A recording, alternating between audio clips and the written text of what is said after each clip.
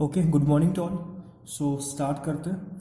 तो इस सेशन में अपन जो कंसर्न के एग्जांपल्स है वो और डिस्कस करने वाले हैं। ठीक है, तो बेसिकली अब जो जो अपने कॉन्सेप्ट थे वो तो पूरे डिस्कस कर चुके अपन ने, बट अपन एग्जांपल के थ्रू इस टॉपिक के ऊपर जो कॉन्सेप्ट है उनके ऊपर और अच्छी पकड़ कर रहा है। ठीक है, तो जितना एग्जाम्पल करेंगे उतना अच्छे से आपको और क्लियरिटी आएगी इस चैप्टर के ऊपर। ठीक है, तो जितना एग्जाम्पल मैक्सिमम पॉसिबल हो सकते हैं उतना एग्जाम्पल मैं कराऊंगा, देन आफ्टर चैप्टर फिनिश करेंगे। ठीक है, तो देखो एक और एग्जाम्पल करते हैं।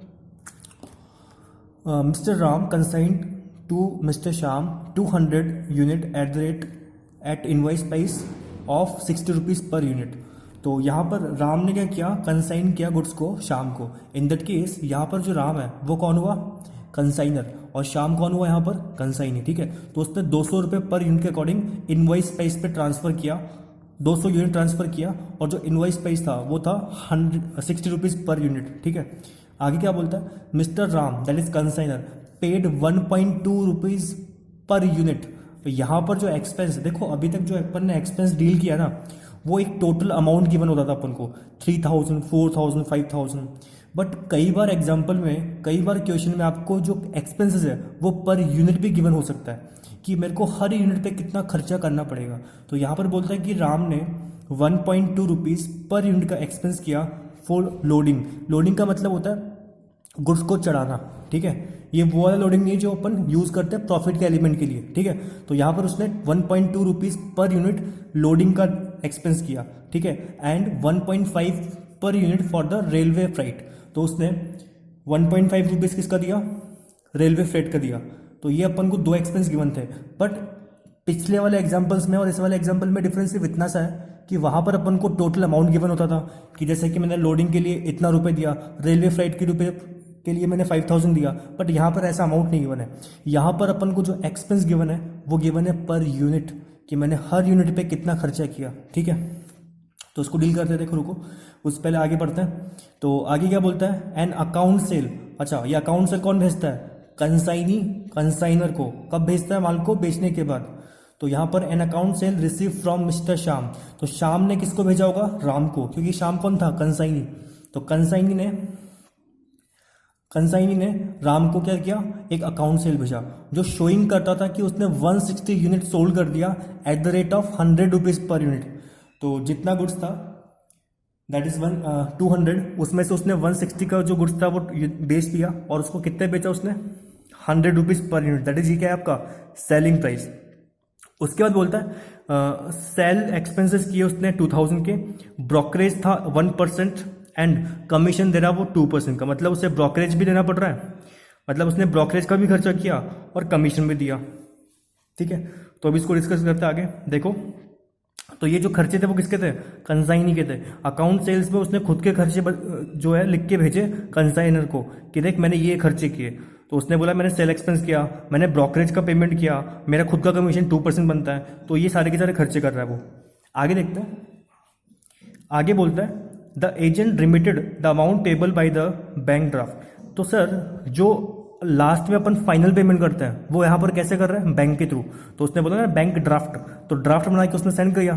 तो यहाँ पर ये बोलता है कि जितना अमाउंट बनता था लास्ट में सब कुछ कैलकुलेशन करने के बाद बैलेंसिंग फिगर से जो अमाउंट आता है वो उसने ट्रांसफर कर दिया बैंक से, and reported a shortage of 10 units shortage on the whole consignment. और उसने बोला कि पूरे कंसाइनमेंट में क्या हुआ, 10 यूनिट्स का वहां पर शॉर्टेज हो गया। ठीक है, अब सर यहां पर एक चीज समझना, शॉर्टेज अपना लॉस है, लेकिन ये कैसे पता लगे कि अपना लॉस जो था वो नॉर्मल था या अब था। तो पहली चीज शॉर्टेज, इसके रिगार्डिंग में क्या ऐसा इंफॉर्मेशन है कि लॉस बाय फायर हुआ, लॉस बाय थेफ्ट हुआ, ऐसा तो कुछ बोला नहीं। ठीक है, तो इस केस में क्या यहाँ पर अपने पास ये गिवन है कि इससे इंश्योरेंस, आपको इंश्योरेंस का पैसा मिल रहा है, ये भी नहीं मिल रहा।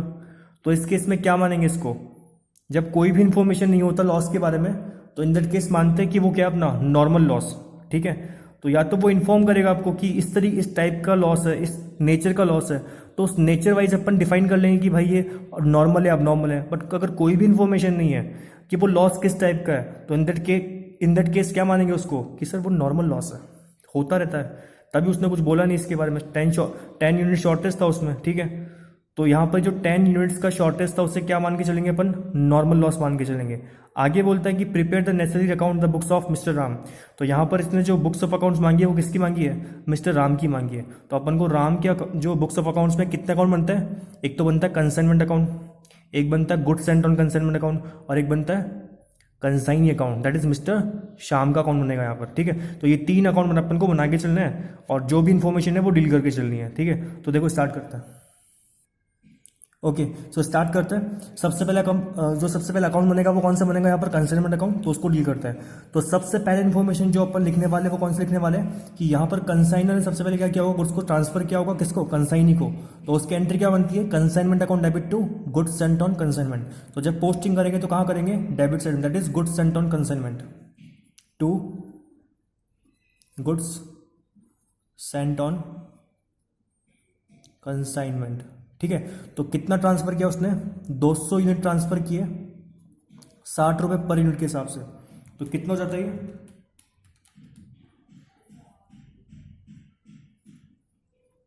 12,000। ठीक है, तो इस अकॉर्डिंग उसने ट्रांसफर कर दिया गुड्स को। उसके बाद यहाँ पर देखो एक चीज समझना, इसने इनवॉइस प्राइस के बारे में बोला कि 60 रुपए पर यूनिट है, लेकिन क्या कुछ ऐसा इन्फॉर्मेशन था पूरे सम के अंदर जो आपको ये बताता हो कि इसमें सर कुछ लोडिंग का पोर्शन छुपा हुआ है, इसमें कुछ मार्जिन ऐड किया हुआ था। तो पूरे सम के अंदर ऐसा कोई भी इन्फॉर्मेशन नहीं था जो अपन को ये बताता हो कि सर इसमें कोई लोडिंग का पोर्शन छुपा हुआ है। इन दैट केस यहाँ पर जो 60 रुपीज़ है उसको क्या मानेंगे अपन, वो एट कॉस्ट है या अबव कॉस्ट है, एट कॉस्ट है। क्योंकि अबव कॉस्ट दिया होता तो कुछ तो इन्फॉर्मेशन होता कि सर इसको 25% ज़्यादा पे दिया, 20% ज़्यादा पे दिया, तो कुछ ऐसा है लिखा हुआ ही नहीं है। ठीक है, तो इन दैट केस क्या करेंगे, इसको यही मानेंगे कि क्या किस पे गिवन है, अब एट कॉस्ट पे। तो यहाँ पर देखो अपन को ना तो स्टॉक रिजर्व निकालना है ना लोडिंग का पोर्शन को एलिमिनेट करना है, तो कुछ भी नहीं करना, सिंपल सा समय। अगर कोई इन्फॉर्मेशन होता तो मैं उसका यूज़ करके पहले लोडिंग के पोर्शन को हटाता, बट ऐसा कोई इन्फॉर्मेशन नहीं है। इन दैट केस अपन क्या मानेंगे इसको कि एक किस पे गिवन है, एट कॉस्ट पे गिवन है। ठीक है, तो देखो पहली इन्फॉर्मेशन पुट की अपन ने, goods sent on consignment, that is 12,000। इसके बाद अपन क्या करेंगे, कंसाइनर के एक्सपेंसेस बुक करेंगे।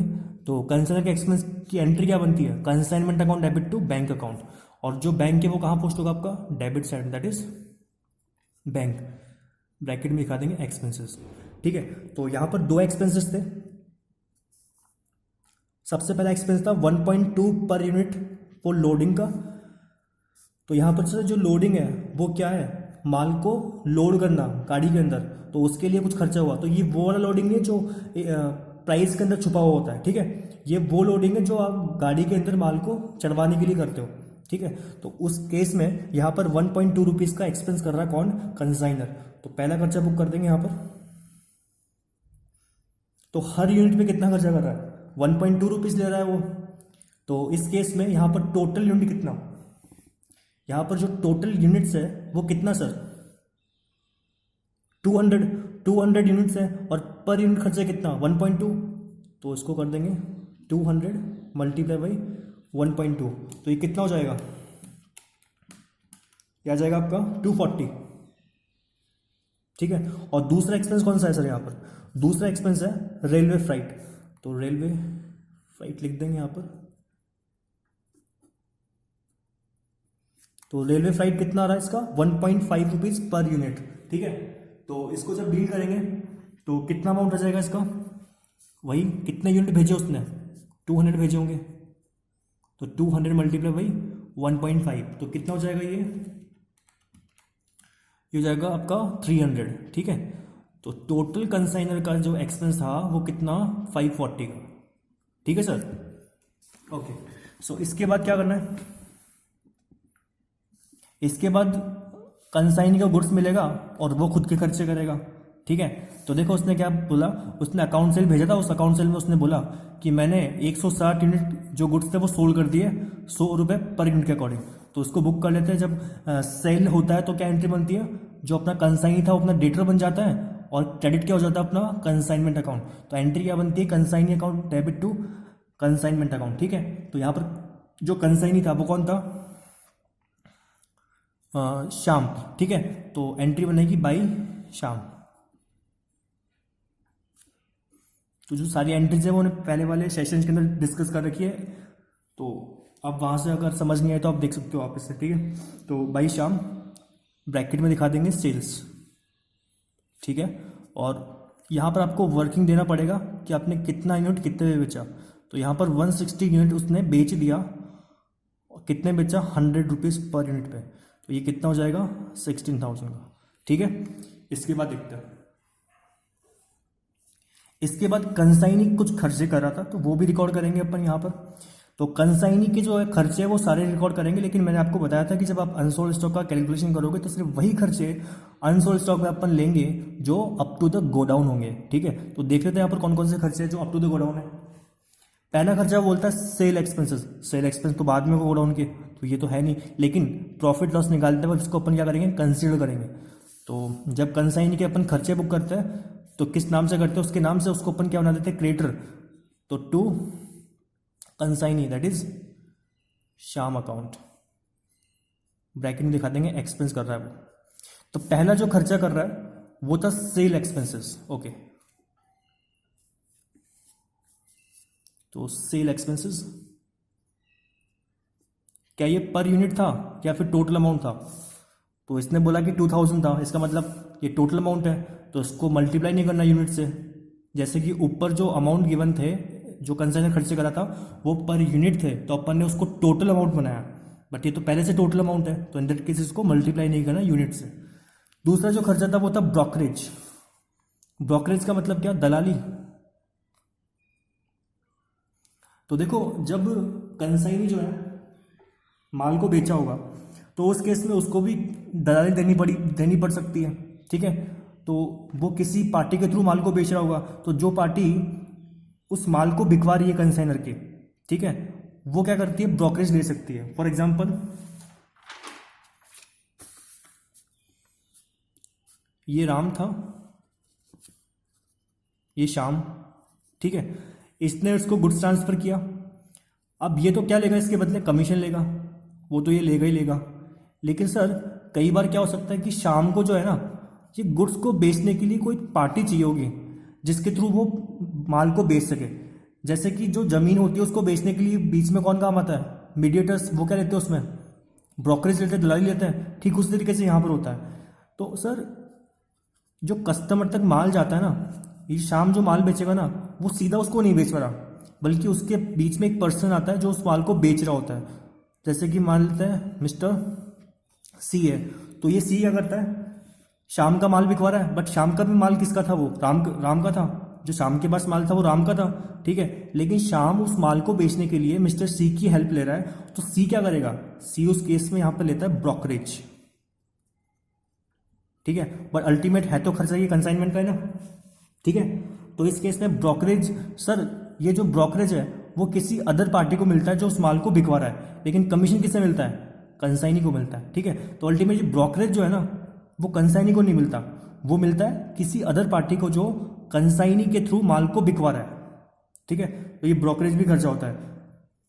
ये ब्रोकरेज हमेशा किस पे कैलकुलेट किया जाता है, जितने पे आप सेल कर रहे हो, ठीक है। और कमीशन किस पे निकाला जा सकता है, या तो इनवॉइस प्राइस पे या फिर सेलिंग प्राइस पे, जो भी एग्रीमेंट है उस पर। अगर कोई भी इंफॉर्मेशन नहीं होता तो किस पे निकालते हैं अपन, सेलिंग प्राइस पे, ठीक है। तो देखते हैं यहां पे, देखो इसने बोला कि ब्रोकरेज, इस पे जो ब्रोकरेज था वो 1% था, तो 1% हमेशा किस पे निकालेंगे, सेलिंग प्राइस पे। तो आपका जो सेलिंग प्राइस था वो कितना था यहाँ पे, 16,000, और 16,000 का 1% कितना होता है आपका, ये होता है आपका 160, ठीक है। अगर 16,000 का 1% निकालोगे तो कितना आएगा, 160 आएगा, ठीक है। ठीक है, तो यहाँ तक अपन ने जो कंसाइनिंग एक्सपेंस थे वो कंसिडर कर लिए।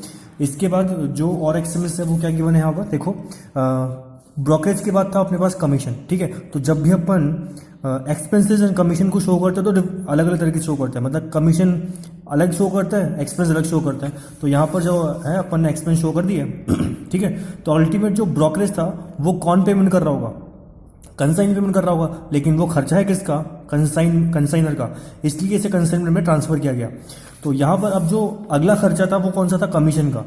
तो कमीशन को जब रिकॉर्ड करते तो एंट्री क्या करता है कंसाइनर, वो रिकॉर्डिंग करेगा consignment account debit to consignee का नाम, दैट इज कौन, श्याम, ठीक है, क्योंकि वो वापस से क्या बन जाएगा उसकी क्रेडिटर, क्योंकि उसको पैसे देना है। तो इन दैट केस यहां पर एंट्री बनेगी टू श्याम, ब्रैकेट में कमीशन। ठीक है, तो कमीशन निकाल लेते हैं। देखो यहां पर कमीशन बोलता है 2%, बट यहां पर कोई ऐसा इंफॉर्मेशन नहीं है कि किसके ऊपर देना है। तो इन दैट केस हमेशा किसके ऊपर निकाल के देंगे उसको अपन, सेलिंग प्राइस के ऊपर। अदरवाइज अगर वो स्पेसिफाई करता कि इनवॉइस प्राइस पे निकालना है, तो पहले मैं क्या करता, जितना यूनिट उसने बेचा उसको मल्टीप्लाई करता जितना यूनिट इनवॉइस प्राइस था। तो यूनिट कितने थे बेचने वाले, वो थे अपने पास 160 मल्टीप्लाई बाय 60, तो वो निकलता अपने ऊपर, जो कमीशन निकालते वो निकलता इनवॉइस प्राइस पे। बट यहां पर कोई इन्फॉर्मेशन नहीं था। इन दैट केस किसके ऊपर कैलकुलेशन करेंगे इसका, सेलिंग प्राइस के ऊपर। ठीक है, तो देखो सेलिंग प्राइस कितना 16,000 का, 16,000 का कितना परसेंट देना है अपन को, 2%। ठीक है, तो 2% कितना हो जाता है इसका, 16,000 का 2% 320 आई थिंक सो, 16,320। ओके, सो ये जो टोटल एक्सपेंस था वो बाहर लिख देंगे, दैट इज 2160, और जो एक्सपेंस था वो बाहर आ जाएगा अपना, जो कमीशन था वो आ जाएगा अपना 320 का, क्योंकि उसने एक ही कमीशन दिया है यहाँ पर। ठीक है, तो इस तरीके से अपन ने पहले गुड्स एंड कंसाइनमेंट लिखा, कंसाइनर के एक्सपेंस लिखे, कंसाइनी के एक्सपेंस लिखे, और फिर कमीशन लिख दिया उसका। देन अपन ने जो सेलिंग किया था वो लिख दिया। उसके बाद क्या करते हैं अपन, अनसोल्ड स्टॉक का वैल्यूएशन करते हैं। ठीक है, लास्ट में वो बचता है अपने पास, तो उसका वैल्यूएशन कर लेते हैं। तो देखो working note number 1, calculation of unsold stock.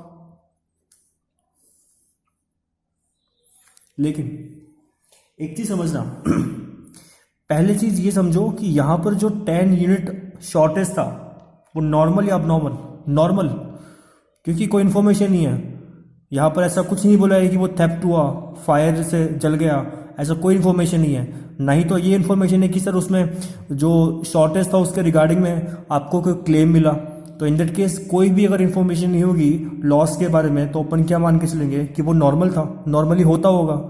ठीक है, तो इस केस में अपन को जो भी कैलकुलेशन करना है, अब कितने यूनिट के रेस्पेक्ट में करना है। देखो उसने कितना यूनिट ट्रांसफर किया, 200, वो अपना गुड यूनिट्स था। लेकिन जैसे ही आपका नॉर्मल लॉस हो गया, अब गुड यूनिट्स कितना बच गया, 190। ठीक है, तो देखो सबसे पहले क्या लिखते हैं अपन, गुड्स सेंट ऑन कंसाइनमेंट। ठीक है, कितने यूनिट के रेस्पेक्ट में कैलकुलेशन कर रहे हैं। तो देखो अपन ने ट्रांसफर किया 200 यूनिट, उसमें से 10 तो वैसे खराब हो गई थी, उसमें से बेच कितना दिया 160 तो अल्टीमेट आपके पास बची कितनी अब 30। ठीक है, तो अभी आप जो कैलकुलेशन कर रहे हो वो कितने के रेस्पेक्ट में कर रहे हो, 30 के रेस्पेक्ट में। ओके, सो पहली चीज गुड्स सेंट ऑन कंसाइनमेंट, जो गुड्स सेंट ऑन कंसाइनमेंट था वो निकलेगा परचेज प्राइस पे, जितने पे उसने ट्रांसफर किया, दैट इज इनवॉइस प्राइस। तो यहां पे कितना था 60 रुपीज पर यूनिट। लेकिन क्या सर नॉर्मल लॉस की वजह से ये सेम वही रहेगा या चेंज होगा, चेंज होगा। तो मैंने आपको बताया था कि जब भी नॉर्मल लॉस का केस आए, नॉर्मल लॉस के केस में आपको क्या करना है, जितना टोटल अमाउंट है आपको वो लेके चलना है, देन आफ्टर लास्ट में डिवाइड एंड मल्टीप्लाई करना है। क्योंकि अगर आप बार बार डिवाइड एंड मल्टीप्लाई करोगे, उसको चेंज करते रहोगे, क्योंकि देखो एक तो आपका परचेज प्राइस चेंज होगा, एक बार आपका जो कंसाइनर का एक्सपेंस था वो उसकी रिकवरी चेंज होगी। ठीक है, उसके बाद जो कंसाइनी के एक्सपेंस थे वो भी चेंज होंगे, क्योंकि उसका अमाउंट बढ़ जाएगा ना। तो सर अगर आप बार बार डिवाइड एंड मल्टीप्लाई करोगे तो बहुत ज़्यादा टाइम कंज्यूम हो जाएगा। तो मैंने याद करो, मैंने जब नॉर्मल लॉस का एग्जांपल डील किया था तो मैंने दोनों तरीके बताए थे। एक तो वो तरीका जो है तो वो भी ठीक लॉजिकल है, लेकिन वो टाइम कंज्यूमिंग है। मैंने आपको बताया था एक अल्टरनेटिव तरीका कि अपन पहले टोटल खर्चा ले लेंगे जितना उसने टोटल यूनिट वो भेजने के लिए किया। ठीक है, तो वो खर्चा ले लेंगे पूरा का पूरा, मतलब कि 200 के रेस्पेक्ट में पूरा खर्चा लेंगे यहाँ पर। ठीक है, और फिर जो होगा लास्ट में टोटल डिवाइड कर देंगे 200 से और मल्टीप्लाई कर देंगे जितना यूनिट के लिए अपन खर्चा निकाल रहे हैं। तो अभी अपन को कैलकुलेशन कितने के रेस्पेक्ट में करना है, 200। लेकिन यहाँ पर नॉर्मल लॉस हो गया, तो नॉर्मल लॉस हो गया तो आपका जो पर यूनिट कॉस्ट था एक्सपेंस का, कंसाइनी के एक्सपेंस का, परचेज प्राइस का, वो चेंज होगा। तो इस केस में अपन क्या करेंगे, एक बार 200 के लिए पूरा खर्चा लेंगे, फिर उसको डिवाइड करेंगे 190 से। क्यों, क्योंकि वो अब खर्चा 190 के लिए बन जाएगा अपना। ठीक है, अगर अदरवाइज अगर आप बार बार 190 से डिवाइड करके मल्टीप्लाई करोगे 30 से तो 3 बार आपको कैलकुलेशन करना पड़ेगा ऐसा, तो वो टाइम कंज्यूमिंग है, ठीक है। तो इस केस में अपन क्या करेंगे, टोटल खर्चा लेंगे, देन आफ्टर डिवाइड करेंगे 190 से और मल्टीप्लाई करेंगे 30 से, तो अपने पास वैसे अनसोल्ड स्टॉक निकल के आ जाएगा, ठीक है। तो देखो गुड्स सेंट ऑन कंसाइनमेंट, अभी आपको कितने के रेस्पेक्ट में खर्चा लेना है, पूरा 200 के रेस्पेक्ट में। तो 200 के रेस्पेक्ट में खर्चा कितना था, 200 मल्टीप्लाई बाय 60, दैट इज 12,000, ठीक है। अब क्या करना है, प्लस कंसाइनर के एक्सपेंसेस। तो सर क्लोजिंग स्टॉक निकालते वक्त कंसाइनर के पूरे खर्च आएंगे, दैट इज एक तो लोडिंग वाला खर्च आएगा और एक रेलवे फ्राइट का खर्च आएगा। तो देखो यहां पर दोनों का टोटल खर्चा कितना, 540, तो 540 ले लेंगे यहां पर अपन एक्सपेंस को प्रपोर्शनेट नहीं कर रहे, प्रपोर्शनेट लास्ट में कर देंगे, ठीक है। जिस तरीके से अपन प्रपोर्शनेट करके वैल्यू को लिखते थे वो ऐसा नहीं कर रहे, क्यों, क्योंकि अपना टाइम ज्यादा लगेगा ऐसा करने में। तो इस केस में जब लास्ट में अपन प्रपोर्शनेट कर देंगे तो अपना टाइम भी बचेगा और आंसर भी वही आएगा, ठीक है। तो 540 पूरा का पूरा लिख देंगे। सर ऐसा सिर्फ तभी करना है आपको जब नॉर्मल लॉस का जो कॉन्सेप्ट है वो आपके सम के अंदर आ रहा हो, ठीक है। अदरवाइज तो आप जिस तरीके से पहले करते आ रहे थे वैसे ही करना है। मतलब कि 300 मल्टीप्लाई कितना करते थे यहाँ पे, अगर आप 30 यूनिट के रेस्पेक्ट में कैलकुलेशन करें तो क्या करते थे यहाँ पे, 30 मल्टीप्लाई बाई 60, बट ये 60 नहीं रहेगा। क्यों नहीं रहेगा, क्योंकि सर यहाँ पर नॉर्मल लॉस हो गया, और नॉर्मल लॉस जब हो जाएगा तो ये आपका चेंज होगा, ठीक है। तो अपन क्या करेंगे, टोटल अमाउंट से करेंगे, जितना आपका टोटल एक्सपेंस बनता है वो लेंगे 200 के रेस्पेक्ट में, और फिर लास्ट में एक बार ही कैलकुलेट करके उसको रख देंगे, ठीक है, और मल्टीप्लाई कर देंगे सीधा 30 से। तो 12,000 कंसाइनर का एक्सपेंस दिया 540 का, उसके बाद कंसाइनिंग एक्सपेंस लेंगे। तो देखो कंसाइनिंग के एक्सपेंसेस वही लेंगे जो बिफोर द गोडाउन थे। तो देखो सेल एक्सपेंसेस कौन से थे, ये बिफोर गोडाउन है, आफ्टर गोडाउन, आफ्टर गोडाउन है। ब्रोकरेज कब दोगे, जब माल बिकेगा तब दोगे, तो ये भी आफ्टर गोडाउन है। कमीशन तो आफ्टर गोडाउन होता ही है। तो इस केस में कंसाइनी के जो एक्सपेंस है वो एक भी नहीं आएगा यहाँ पे, ठीक है। तो यहाँ पर जब कैलकुलेशन करेंगे अब नॉर्मल लॉस का, तो कितना जाएगा टोटल ये एक्सपेंस आपका, 12,040, 540, ठीक है। अब अपन को क्या करना है, अनसोल्ड स्टॉक निकालना है, ठीक है। तो टोटल एक्सपेंस कितना, 12,540। अब जो अपन ने खर्चा किया था वो कितने के लिए किया था, 200 के लिए किया था। लेकिन अब जो रिकवरी करेंगे अपन वो कितने के रेस्पेक्ट में करेंगे, 190 के रेस्पेक्ट में।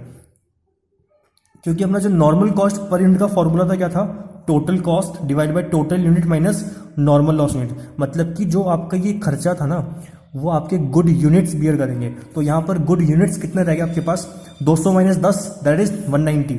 तो यहाँ लिख देंगे 200 माइनस 10, यह आ जाएगा आपका पर यूनिट। अब ये आपका एग्जैक्ट पर यूनिट खर्चा आएगा कि कितना खर्चा अपन को कैलकुलेशन करते वक्त लेना है अनसोल्ड स्टॉक के, ठीक है। क्योंकि इसमें देखो कंसाइनर जो परचेज प्राइस था वो भी आ गया, इसमें आपके कंसाइनर के एक्सपेंस थे वो भी आ गए।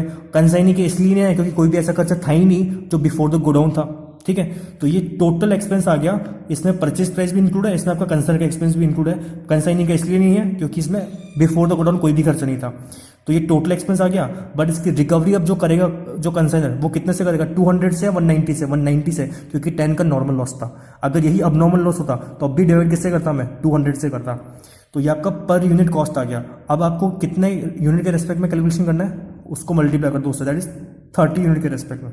तो यह आ जाएगा आपका अनसोल्ड स्टॉक। तो कितना होगा देखो, यह आ जाएगा आपका 1980, ठीक है।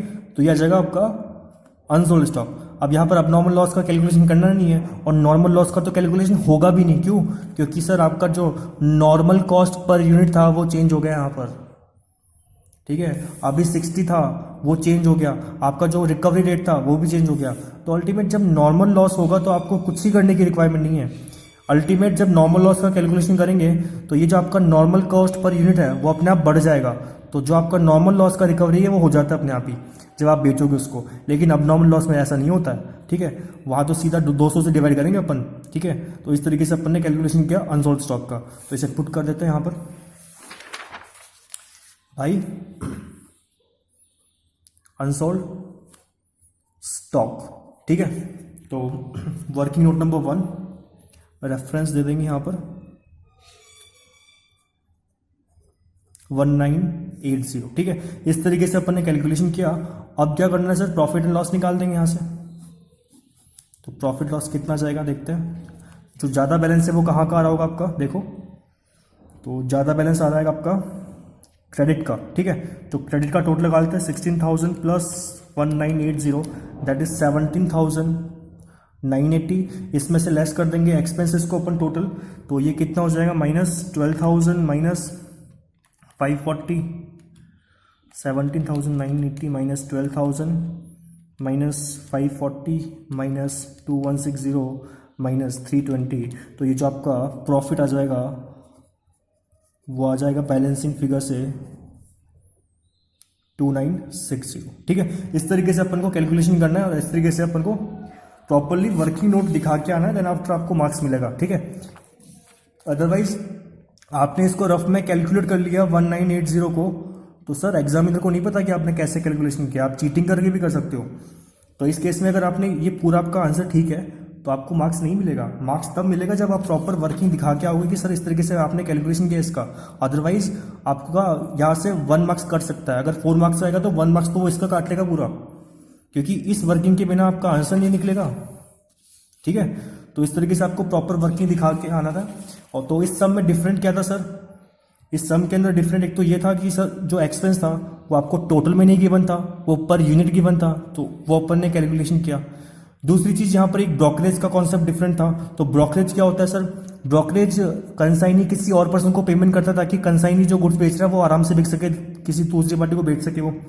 तो अल्टीमेट कंसाइनी ने जो है उस थर्ड पर्सन को ये ब्रोकरेज देगा, बट अल्टीमेट ब्रोकरेज का खर्चा है किसका, कंसाइनर का, क्योंकि माल किसका बेच रहा है वो कंसाइनर का बेच रहा है, ठीक है। तो ब्रोकरेज का पेमेंट कौन करेगा, कंसाइनी, बट अल्टीमेट है किसका, वो राम का ही है वो अल्टीमेट। तो इस केस में ब्रोकरेज का कॉन्सेप्ट डिफरेंट था यहाँ पर।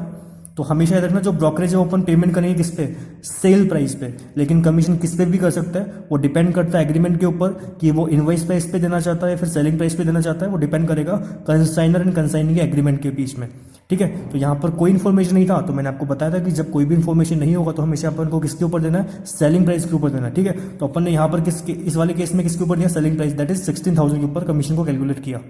तो इस तरीके से सम था, डिफरेंट डिफिकल्ट नहीं था, ईजी था, बट थोड़ा सा कॉन्सेप्चुअल अलग था, इसलिए मैंने इसको डील करवा दिया, ठीक है।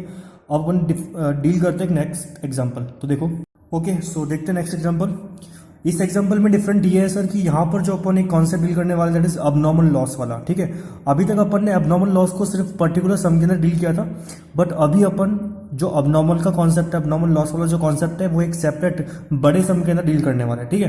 तो इस सम के अंदर आपको अबनॉर्मल लॉस को भी डील करना पड़ेगा, ठीक है। अभी तक अपन ने नॉर्मल जो लॉस वाले थे वो सम डील किए हैं, बट ये वाला सम डिफरेंट है। तो देखो mister A consign 5,000 vegetable oil tins 1,200 rupees per tin at cost, okay. So यहाँ पर जो मिस्टर ए था वो कंसाइनर था क्योंकि उसने कंसाइन किया गुड्स को, और कैसे कर रहा है सर वो ट्रांसफर, एट कॉस्ट पे। इन दैट केस यहाँ पर क्या आपको स्टॉक रिजर्व या फिर लोडिंग के पोर्शन को एलिमिनेट करना पड़ेगा, नहीं, ठीक है। तो अगर ये वाला जो पोर्शन था दैट इज ये जो इनवॉइस प्राइस था वो अगर अबव कॉस्ट होता है, इन दैट केस आपको स्टॉक रिजर्व निकालना पड़ता है, एंड लोडिंग का जो पोर्शन था उसको एलिमिनेट करना पड़ता, बट ऐसा करने की रिक्वायरमेंट नहीं है क्योंकि पहले से वो किस पे है, एट कॉस्ट पर, ठीक है। तो मिस्टर बी को ट्रांसफर किया, दैट इज यहाँ पर जो मिस्टर बी है वो कौन है, कंसाइनी है। आगे क्या बोलता है, एंड पेड, एंड मतलब कौन, mister A and paid 50,000 rupees for railway flight, ठीक है। तो उसने 50,000 रुपये का रेलवे फ्लाइट का एक्सपेंस पेमेंट किया। तो दो इन्फॉर्मेशन था, एक तो वेजिटेबल को ट्रांसफर किया 1,200 रुपये पर टीन के अकॉर्डिंग, और दूसरी जिसने खर्चा किया 50,000 रुपये का।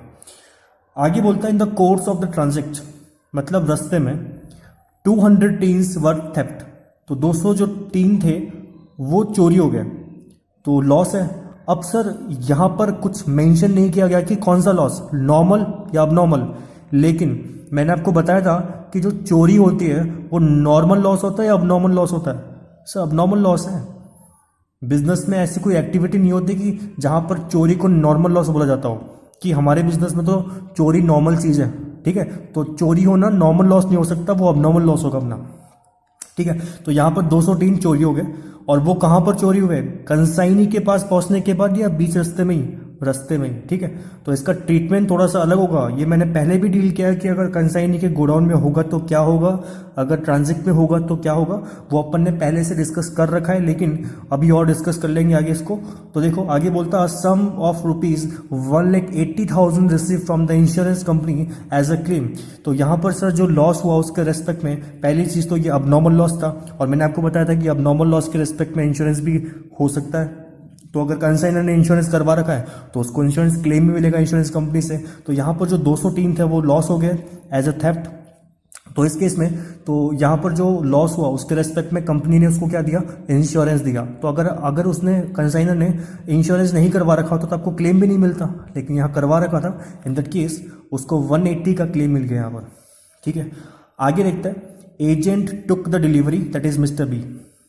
एजेंट कौन है, जो माल को बेचता है। तो यहाँ पर मिस्टर बी ने डिलीवरी ली रिमेनिंग गुड्स का and paid 27,000 rupees for octroi, 8,000 rupees as a selling expenses. तो उसने यहाँ पर दो खर्चे किए, एक तो ऑक्ट्रॉय का पेमेंट किया। ऑक्ट्रॉय का मतलब मैंने क्या बताया था, टैक्सेस, जो एक स्टेट से दूसरे स्टेट में जब माल को लेके जाया जाता है उस केस में वो पेमेंट किया जाता है टैक्सेस के रूप में। तो ये जो एक्सपेंस था वो कौन सा था, बिफोर द गोडाउन, और जो सेलिंग एक्सपेंस था वो कौन सा था, after the godown.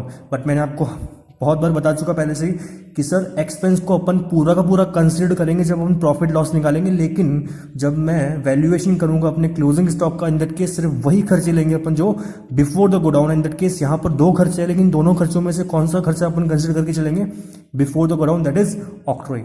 Selling expense को अपन नहीं देंगे क्योंकि वो आफ्टर द गोडाउन है, माल को बाद में बेचोगे ना, ठीक है सर। उसके बाद वो बोलता है कि ही सोल्ड, ही मतलब कौन, मिस्टर बी सोल्ड कर देता है 4,250 teens at the rate of 1500 पर टीन के अकॉर्डिंग। तो उसने 4,250 जो टीन्स थे उसने बेच दिए, और हर टीन को उसने बेचा कितने में, 1,500 रुपये पर टीन के अकॉर्डिंग बेच दिया, ठीक है। आगे देखते हैं, एंड चार्ज 50 रुपीज़ पर टीन एज कमीशन। तो देखो अभी तक जो अपन ने सीखा वो ये सीखा था कि जो कंसाइनी है वो कमीशन लेता है on the basis of percentage, ठीक है। बट ऐसा जरूरी नहीं होता कि अपन जो कंसाइनी है हमेशा परसेंटेज के बेसिस पे कमीशन लेगा। कई बार ऐसा भी होता है कि जो कंसाइनी होता है वो एक फिक्स अमाउंट डिसाइड कर लेता है कि अगर देखो मैं 1 यूनिट बेचूंगा तो आपसे इतना कमीशन लूंगा, पहले से ही अमाउंट पे वो प्रीफिक्स होता है, ठीक है। बट परसेंटेज को आप अमाउंट में तब निकाल पाओगे जब आप बेचोगे, लेकिन उसने तो पहले फिक्स कर दिया कि भाई देख अगर मैं 1 यूनिट बेचूंगा तो 50 रुपये दे देना उसके बदले मुझे, ठीक है। लेकिन परसेंटेज में डिफाइन नहीं होता, परसेंटेज तो तब निकाल पाओगे जब आप बेचोगे। बट उसने बेचने से पहले बोल दिया कि देख 50 रुपये पर टीन के हिसाब से मैं लूंगा जब बेचूंगा माल को, ठीक है। तो यहाँ पर परसेंटेज को अप्लाई नहीं करना, सीधा निकाल देना जितना यूनिट बेचा उसको मल्टीप्लाई बाय 50। तो बेचा कितना उसने, देखो यहाँ पर 4,250 यूनिट बेच दिया, और वो बोलता है कि पर टिन कितना लूंगा मैं, 50 रुपये। तो 4,250 मल्टीप्लाई 50 कर देना, कमीशन का वैल्यू निकल जाएगा। यहाँ पर कोई परसेंटेज का रिक्वायरमेंट नहीं है क्योंकि पहले से ही आपको निकाल के दे रखा है उसने कि 50 rupees per unit that is पर टीन वो लेगा जब भी बेचेगा, ठीक है सर। तो कमीशन आपको इस बार परसेंटेज में गिवन नहीं है, इस बार अमाउंट में गिवन है कि पर यूनिट कितना लेगा वो, ठीक है। तो ये थोड़ा सा डिफरेंट था इसमें। उसके बाद वो बोलता है कि prepare the consignment account in the books of consignor, ठीक है, कंसाइनर के बुक्स में बनता है, with the calculation of the unsold stock and abnormal loss, ठीक है। तो यहाँ पर कंसाइनमेंट अकाउंट बनाना है, लेकिन अपन एक अलग से अबनॉर्मल लॉस अकाउंट भी बनाएंगे, ठीक है। तो इसकी सम को डील करते हैं, तो स्टार्ट करते देखो। ओके, सो सबसे पहले इंफॉर्मेशन क्या पुट करेंगे अपन, जो गुड्स कंसाइनर ने कंसाइनी को ट्रांसफर किया, that is 2 goods sent on consignment, ठीक है।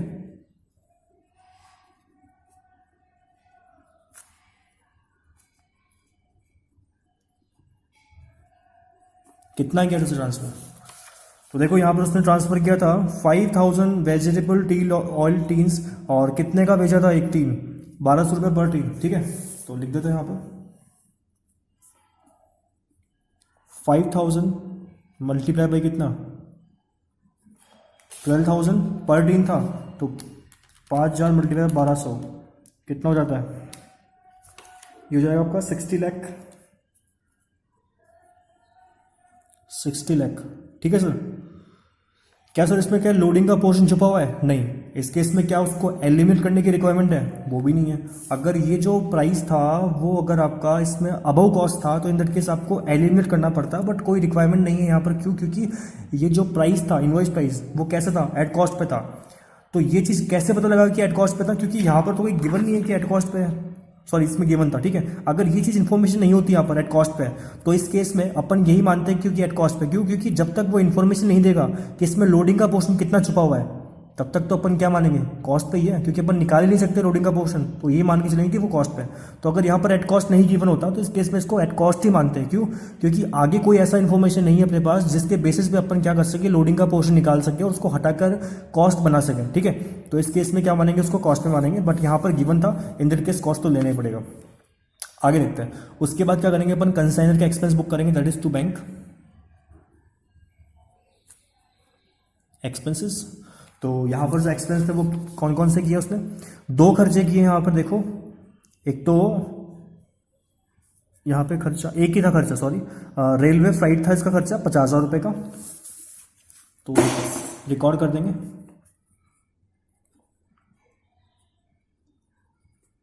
रेलवे फ्लाइट 50,000 का, ठीक है, तो लिख देंगे यहाँ पर 50,000। इसके बाद अपन खर्चे रिकॉर्ड करेंगे किसके, कंसाइनी के, ठीक है। तो देखो यहाँ पर जो कंसाइनी के एक्सपेंस थे वो कौन से थे, यहाँ पर ये वाला है पेड ऑक्ट्रॉय, 27,000 का ऑक्ट्रॉय था, 8,000 का सेलिंग एक्सपेंस था। तो यहाँ पर जब कंसाइनर का एक्सपेंस बुक होगा, कंसाइनी का एक्सपेंस बुक होगा तो बैंक से होगा या उसके नाम से होगा, उसके नाम से, that is mister B expenses, ठीक है। तो यहाँ पर दो खर्चा है, तो आपको प्रॉपर नाम लिख के बताना है कि सर कौन सा खर्चा है, ठीक है। तो पहला खर्चा था यहाँ पर कौन सा, ऑक्ट्रॉय, कितना था 27,000, और एक खर्चा था अपने पास सेलिंग एक्सपेंसेस, वो था 8,000 का, ठीक है। तो 27,000 प्लस 8,000 35,000 का। उसके बाद क्या हुआ सर, उसने गुड्स को बेचा, तो गुड्स को बेचने की इन्फॉर्मेशन क्या दे रखी है उसने, कितने में बेचा, 4,250 को बेचा पर टीन, कितना 1,500 रुपये। तो सील कर देंगे, यहाँ पर क्या दिखाएंगे, by consignee, that is by mister B sales, और वर्किंग दिखा देंगे 4250 यूनिट बेची 1,500 रुपये पर यूनिट के अकॉर्डिंग। तो कितना हो जाएगा ये हो जाएगा आपका 63,75,000 का, ठीक है सर। इसके बाद यहाँ पर जो नेक्स्ट इन्फॉर्मेशन पुट करेंगे वो कौन से करेंगे, कमीशन की। तो उसने कमीशन के बारे में क्या बोला, क्या कमीशन का जो वैल्यूएशन करना है वो परसेंटेज के ऊपर करना है, फिर सीधा अमाउंट गिवन है, सीधा अमाउंट गिवन है तो परसेंटेज का यूज़ नहीं करना। 50 रुपीज़ पर टीन बोला, तो जो 50 रुपीज़ पर टीन है वो कैसे निकालोगे आप, इस टोटल 5,000 पे या जितना बेचा उसके अकॉर्डिंग। सर जितना बेचेगा उतने के अकॉर्डिंग बोला ना, क्योंकि कमीशन किस में मिलेगा, जितना आप माल बेचोगे। तो यहाँ पर बेचा कितना, 4250 यूनिट बेचा, और कितने यूनिट पर आप चार्ज करोगे, 50 रुपीज़। तो निकाल लेते हैं कमीशन। कमीशन जब यहाँ पर रिकॉर्ड करेंगे तो किस नाम से करेंगे, मिस्टर बी, ब्रैकेट में दिखा देंगे कमीशन, ठीक है सर। तो कैलकुलेशन जब करेंगे तो कितना, 4250 यूनिट बेचा इसने, कितने में बेचा, सॉरी ये चीज़ नहीं लेना अपन को, ये चीज़ तब लेता मैं जब क्या कर रहा होता, परसेंटेज लगा रहा होता। तो परसेंटेज को लगाता मैं इस वैल्यू के ऊपर या फिर इनवॉइस प्राइस के ऊपर, ठीक है। तो ये तो सेलिंग प्राइस है, तो परसेंटेज को अपन किस पे चार्ज करते हैं, या तो इनवॉइस प्राइस पे, सेलिंग प्राइस पे, जो उनके बीच में एग्रीमेंट हो रखा होता है। लेकिन यहाँ पर परसेंटेज का यूज ही नहीं करना, सीधा सीधा अपन को निकाल के दे रखा है कि कितना यूनिट पर वो लेगा। तो इतना यूनिट उसने बेचा, हर यूनिट को बेचने पर कितना रुपये लेगा वो, 50 रुपये। तो इसका वैल्यू कितना हो जाएगा कमीशन का, 4250 मल्टीप्लाई 50, दैट इज 2,12,500, ओके, 2,12,500, ठीक है। तो ये कमीशन का वैल्यू निकल के आ गया अपने पास। अगर ये परसेंटेज में होता तो मैं इस पर अप्लाई कर देता, बट यहाँ पर परसेंटेज गिवन नहीं है, यहाँ पे सीधा अमाउंट गिवन है कि मैं पर यूनिट कितना लूंगा कंसाइनर से, ठीक है। तो ये सारी इन्फॉर्मेशन पुट कर दी। अब यहाँ पे दो चीज़ अपन को निकालनी है, नंबर 1 अनसोल्ड स्टॉक का वैल्यूएशन करना है, और अब नॉर्मल लॉस निकालना है, क्योंकि उसके बिना अपन प्रॉफिट लॉस नहीं निकाल सकते, ठीक है। तो पहला अपन कैलकुलेशन करने वाले हैं अनसोल्ड स्टॉक का। तो देखो वर्किंग नोट नंबर 1,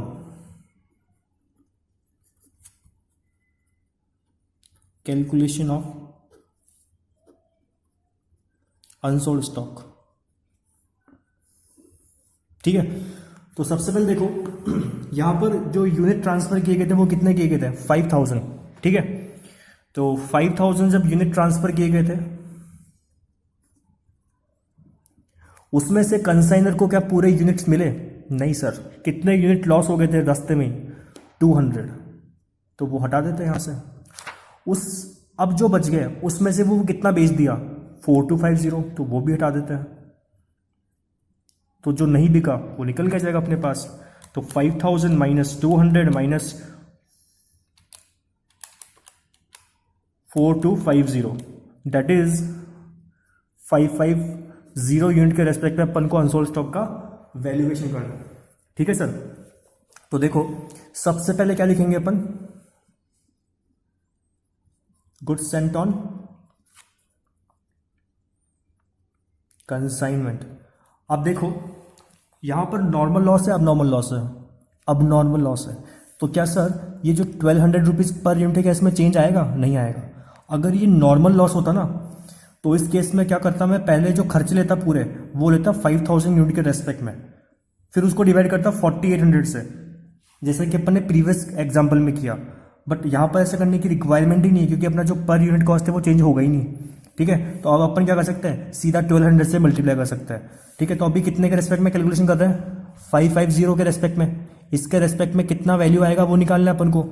तो देखो 550 मल्टीप्लाई बाई कितना यूनिट पर है? 1200 रुपये। तो इसमें कुछ चेंज हुआ नहीं, इसलिए अपन ने क्या कर दिया, सीधा सीधा मल्टीप्लाई कर दिया इसको। तो 550 मल्टीप्लाई बाई 1200, तो यह आ जाएगा अपने पास 6,60,000 का। अब क्या करेंगे, इसमें ऐड करेंगे किसके एक्सपेंसेस? कंसाइनर के एक्सपेंसेस। तो कितना आ गया? उसके एक्सपेंस कितने थे? देखो यहाँ पर उसका एक ही खर्चा था यहाँ पर 50,000 का। ठीक है सर, ये 50,000 क्या पर यूनिट था? नहीं, तो इसको पर यूनिट बनाना पड़ेगा। तो डिवाइड कर देंगे टोटल यूनिट से। तो टोटल यूनिट कितना था? 5000। तो यह जाएगा आपका पर यूनिट। और अभी आपको कितने यूनिट के रेस्पेक्ट में कैलकुलेशन करना है? 550 के रेस्पेक्ट में। ठीक है, तो ये कितना हो जाएगा? Multiply by 550, that is 5500। ठीक है सर, अब क्या ऐड करेंगे इसमें? कंसाइनी के एक्सपेंसेस। ठीक है, तो कंसाइनी के एक्सपेंसेस देखते हैं कौन कौन से लेंगे। दो खर्चे किए यहाँ, एक तो किया था यहाँ पर ऑक्ट्रॉय का, एक किया था सेलिंग एक्सपेंसेस। तो कौन सा आएगा? सिर्फ ऑक्ट्रॉय वाला। ठीक है, तो 27,000 का। अब सर जो डिवाइड होगा वो कितने से होगा? 5,000 से या फिर और किसी अमाउंट से? देखो यहाँ पर 200 का लॉस हो गया था ना, तो उससे फर्क ही नहीं पड़ेगा यार। अगर देखी जाए तो देखो, अगर मैं इस तरीके से डील करूं, ये मिस्टर ए था, मिस्टर बी था। ठीक है, इसने इसको गुड्स ट्रांसफर किया। तो जब ये गुड्स दे रहा था तो कितने यूनिट दिया उसने? 5000। तो जो मिस्टर ए ने खर्चे किए वो कितने के लिए किए होंगे? 5000 के लिए। अब रास्ते में अगर 200 यूनिट खो जाता है या चोरी हो जाता है तो इस केस में कंसाइनी को मिले कितने? 4800।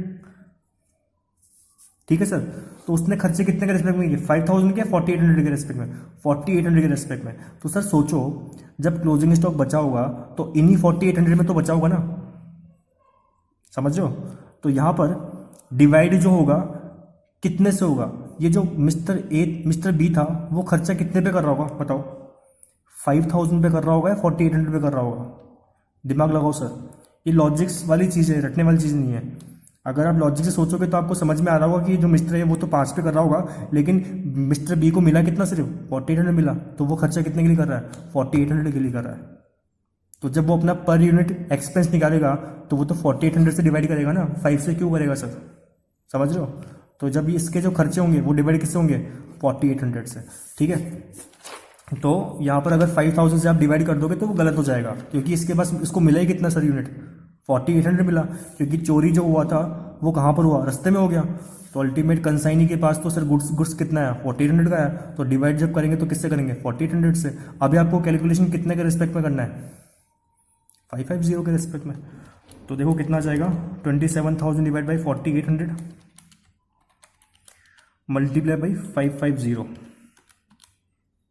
दैट इज 3093.75, ठीक है। तो जो इसका टोटल हो गया वो कितना हो जाएगा,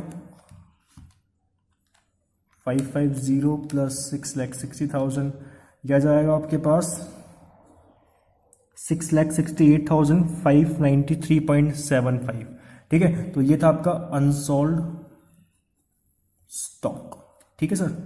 तो इस तरीके से अपन को वैल्यूएशन करना है यहाँ पर। ये निकाल लिया अपन ने पहला part, working note number 1 that is unsold stock. अब आपको निकालना है अबनॉर्मल लॉस, ठीक है। तो वो निकालते हैं, देखो working note number 2, calculation of abnormal loss, ठीक है। तो अबनॉर्मल लॉस का जब कैलकुलेशन करेंगे तो कितना लॉस था अपने पास, 200 यूनिट्स का, ठीक है सर। तो इसका कैलकुलेशन कर देंगे। तो सर क्या अबनॉर्मल लॉस की वजह से आपका जो पर यूनिट जो कॉस्ट है क्या चेंज होगा, नहीं होगा। गुड्स सेंट ऑन कंसाइनमेंट, ठीक है। तो 200 का आपको वैल्यू निकालना है और पर यूनिट कितना था, 1200, दैट इज कितना, 200 मल्टीप्लाई बाय 1200, दैट इज 2,24,000 रुपये, ठीक है। 2,40,000 रुपये, ठीक है।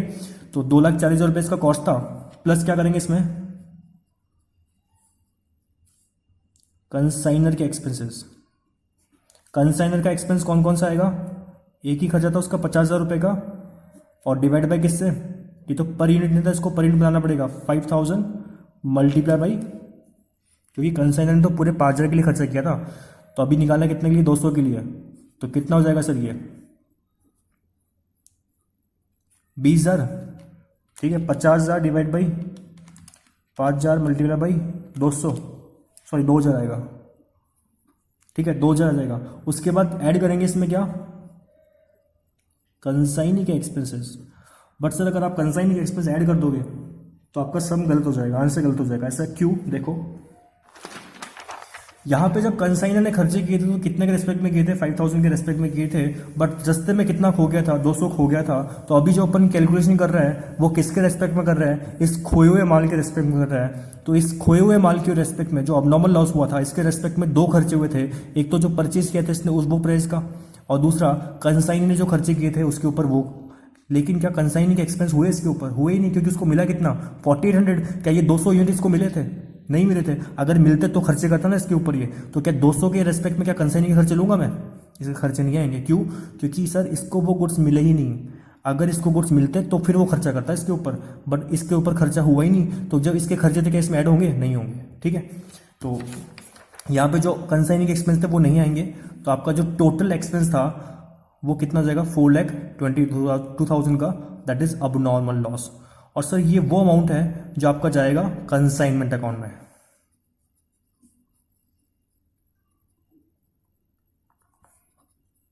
ठीक है सर। अब देखो इसकी अकाउंटिंग ट्रीटमेंट क्या होता है अब नॉर्मल लॉस का, लॉसेस क्या होता है अपने डेबिट। तो एंट्री क्या बनती है, losses, that is abnormal loss account debit to, कहाँ ट्रांसफर करना है उसको, कंसाइनमेंट अकाउंट में, ठीक है, 24200, ठीक है। तो ये एंट्री बन जाएगी normal loss account debit to consignment account.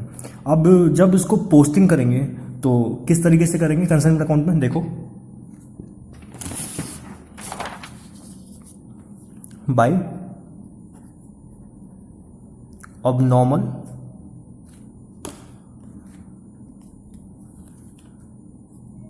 Loss account, ठीक है। कितना आया था, ये आया था 2,42,000, ठीक है। उसके बाद अपन ने फाइंड आउट किया था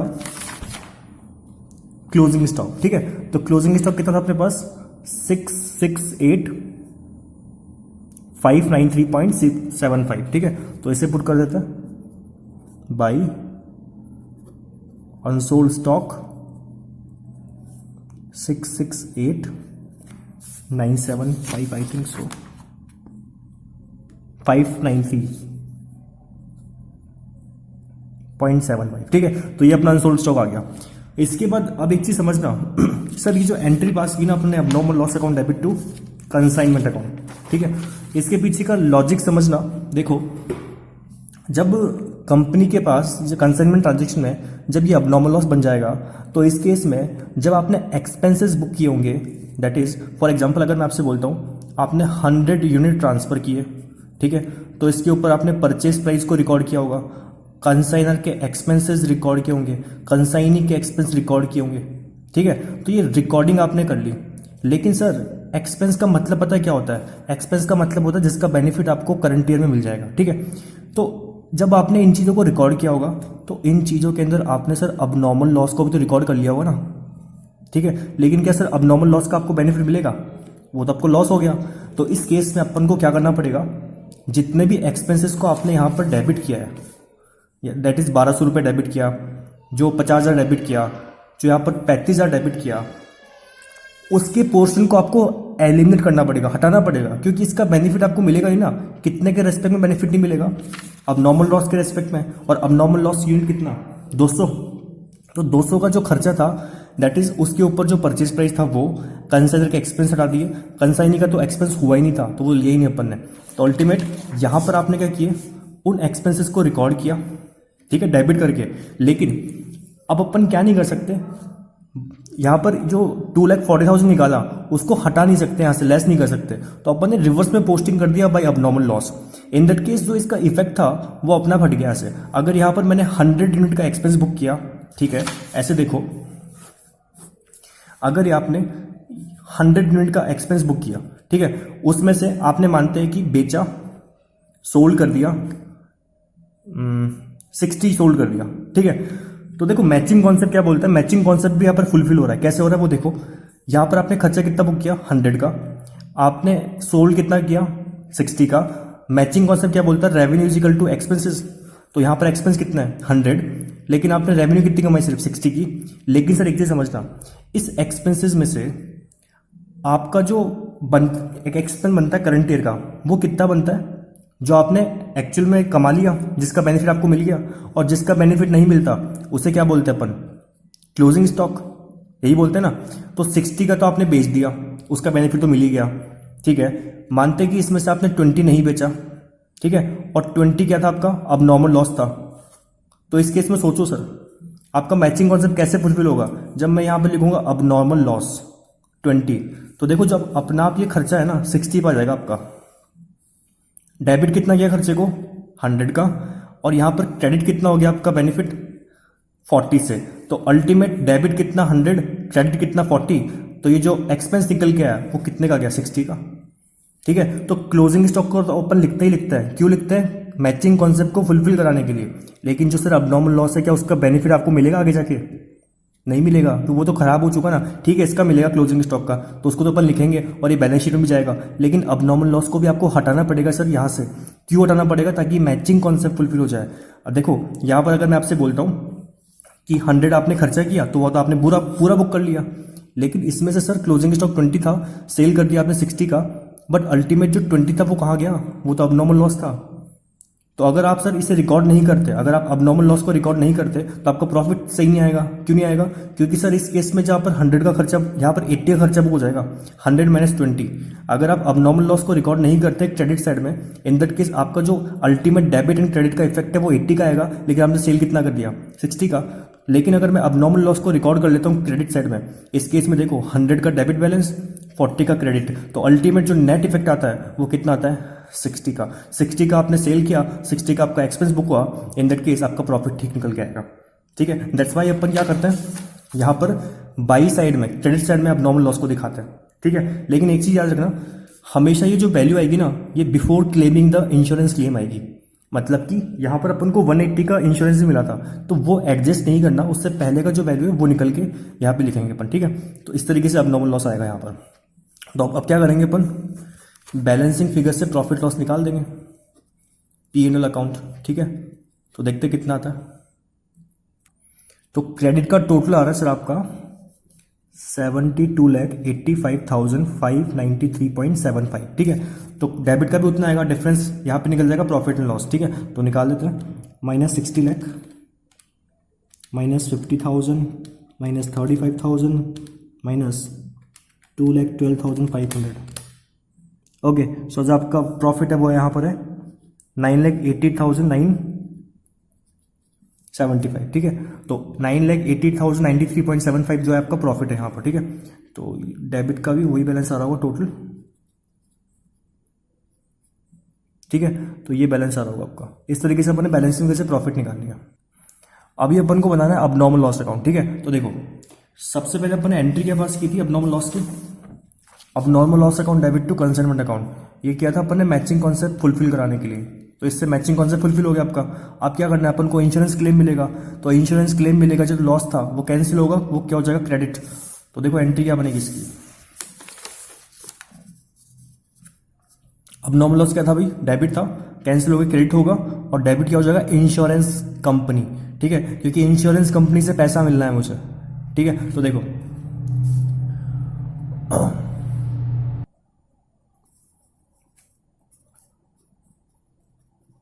insurance company account debit. But एक चीज समझना सर, कि जो डेबिट होगा वो कितने अमाउंट से होगा। आपने इंश्योरेंस कंपनी के पास गया और बोला कि आपने सर मेरा जो लॉस है वो कितना है, 2,42,000 का। तो क्या सर आपको जो इंश्योरेंस कंपनी के पूरा का पूरा अमाउंट क्लेम दे देगी? नहीं सर, वो उसमें से कुछ पार्ट क्लेम देती है या फिर पूरा कभी नहीं देती है, ठीक है। कुछ केसेस होते हैं जहां पर पूरा क्लेम मिल जाता है, बट बहुत कम होता है जहां पर पूरा क्लेम नहीं मिलता, ठीक है। तो दूसरी चीज देखो, यहाँ पर जो अपना अमाउंट था, कहाँ गया, जो अमाउंट था अपने पास क्लेमिंग का वो कितना था, 1,80,000। मतलब आपने कंपनी के पास गया तो वो आपने कितना पैसा मांगा उससे, 2,42,000 का, बट वो आपको पैसा कितना दे रहा है, 180 का। तो आपका डेटर कितने से बनेगा, 180 का, ठीक है। तो ये 180 का आपका डेटर बन जाएगा, ठीक है। और जो आपका अबनॉर्मल लॉस था पूरा का पूरा क्रेडिट हो जाएगा। कितना था, 2,42,000 का, कैंसिल होगा तब। और डिफरेंस कहां पर है, डेबिट में। तो जो डिफरेंस है वो अपना लॉस है, तो वो ट्रांसफर हो जाएगा आपका प्रॉफिट एंड लॉस अकाउंट में, ठीक है। तो कितना हो जाएगा ये, 62,000 आई थिंक, यस 62,000 का। तो इस तरीके से अपन को एंट्री पास करनी है वाली। तो ये वाली एंट्री पास तो हो रखी है पहले से, abnormal loss account debit to consignment account. उसके बाद ये सेकंड एंट्री पास होगी जब आप क्लेम करोगे पैसे को। तो क्लेम करोगे तो एंट्री क्या बनेगी, इंश्योरेंस कंपनी अकाउंट डेबिट, जितना उसने क्लेम एडमिट किया। P&L अकाउंट डेबिट, जितना लॉस हो गया, मतलब आपने क्लेम किया 2,42,000 का, लेकिन कंपनी आपको दे कितनी रही है, 180। तो डेटर भी कितना से बनेगी, ये 180 से बनेगी। और प्रॉफिट एंड लॉस अकाउंट कितना डेबिट हो जाएगा, 62,000 से। इसके बाद अपन बनाते हैं अब नॉर्मल लॉस अकाउंट। तो देखो ओके, सो एंट्री कहाँ पुट करनी, देखो सबसे पहले एंट्री पास की थी अपन ने, कंसाइनमेंट अकाउंट डेबिट टू अब नॉर्मल लॉस अकाउंट। तो अभी जब अब नॉर्मल लॉस अकाउंट बनाएंगे तो कंसाइनमेंट कहाँ पोस्ट होगा, कंसाइनमेंट क्या था आपका डेबिट, दैट इज वो पोस्ट होगा कहाँ पर, क्रेडिट साइड में।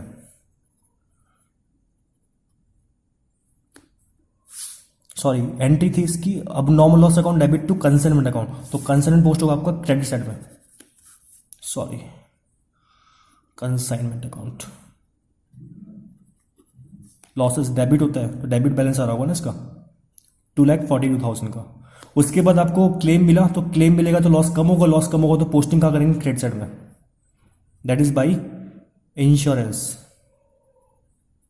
कंपनी। तो इंश्योरेंस कंपनी ने कितना रुपए दिया आपको, 180 का, ठीक है। तो यहाँ पे देखो ना, अब नॉर्मल लॉस क्रेडिट और ऊपर की दो चीजें आएगी, तो इन दोनों को पोस्ट करना आपको अब नॉर्मल लॉस अकाउंट में। तो ये कहाँ दे रखा है, डेबिट में, तो ये दोनों पोस्ट कहाँ होंगे आपके, क्रेडिट साइड में। एक तो होगा बाय इंश्योरेंस कंपनी, और जो भी आपका बैलेंसिंग फिगर आ जाएगा वो आ जाएगा प्रॉफिट एंड लॉस अकाउंट। तो ये क्या था, आपका लॉस था, क्योंकि देखो आपने क्लेम किया 2,42,000 का, लेकिन कंपनी ने दिया आपको 180 का। तो इस केस में आपका लॉस कितना, 62,000 का, ठीक है। तो इस तरीके से आपका बनता है अब नॉर्मल लॉस अकाउंट।